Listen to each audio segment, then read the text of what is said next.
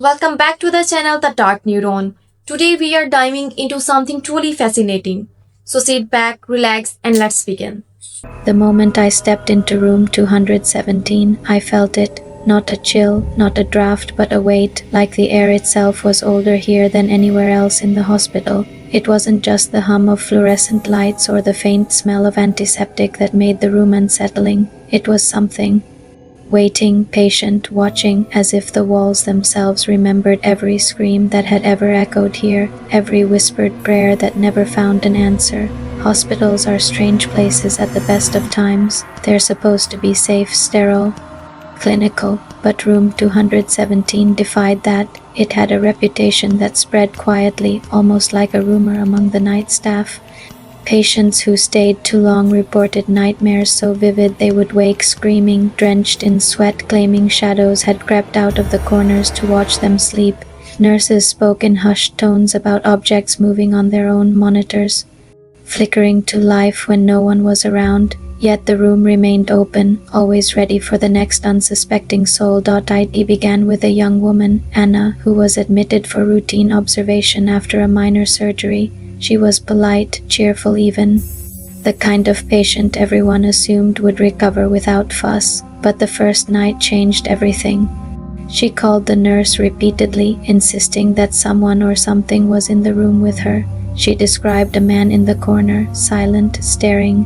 When the nurse arrived, there was no one there. By morning, Anna refused to speak of it, but the color had drained from her face, and her eyes held something hollow, unblinking. That's the thing about room 217. The phenomena aren't always immediate. Some say it takes time to notice, like a slow rot. There are records of patients who didn't see anything the first night, the second, or even the third, but on the fourth night they wake to find their personal belongings rearranged there. Reflection in the mirror looking wrong. Sometimes they describe whispers.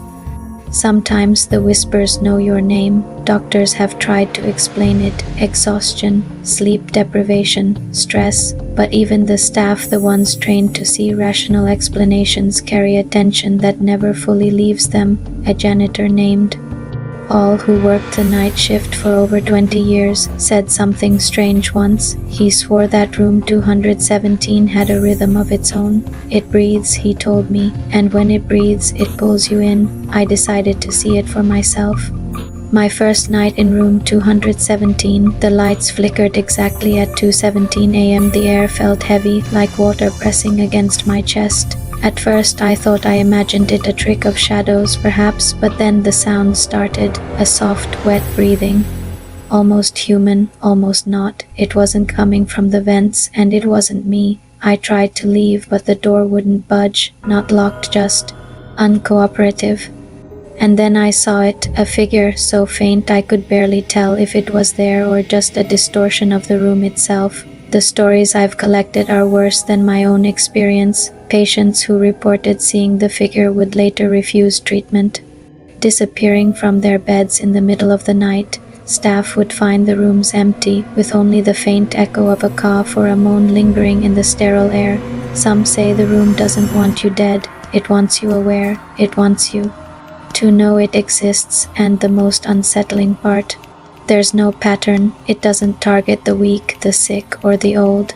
A healthy young man might sleep through one night only to be woken by the unmistakable presence on the second. And there's always the eyes, no matter who enters.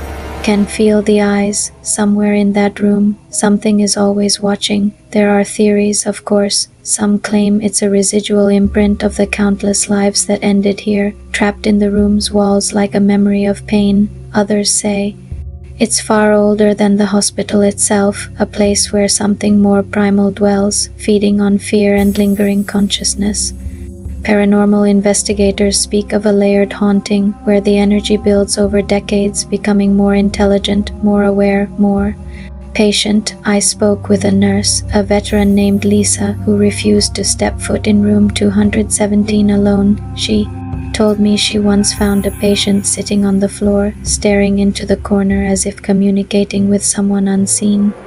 When she asked what he saw, he whispered, "It knows me." By the time she returned with security, the patient had vanished. No note, no bed empty, just an empty room, silently waiting.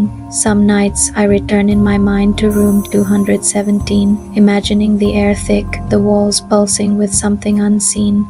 I imagine that faint outline in the corner, a shadowed witness to decades of human fear. The hospital may appear normal to the casual observer, but room 217 is not normal. It doesn't forgive, it doesn't forget, and it doesn't let go. They say every room has a story. Room 217 has many, but it also has a hunger. It doesn't care who you are, why you came, or how long you've been. It only knows this. It's waiting, and if you ever step inside, even for a night, you'll know what it means to be watched, because in that room, you are never alone.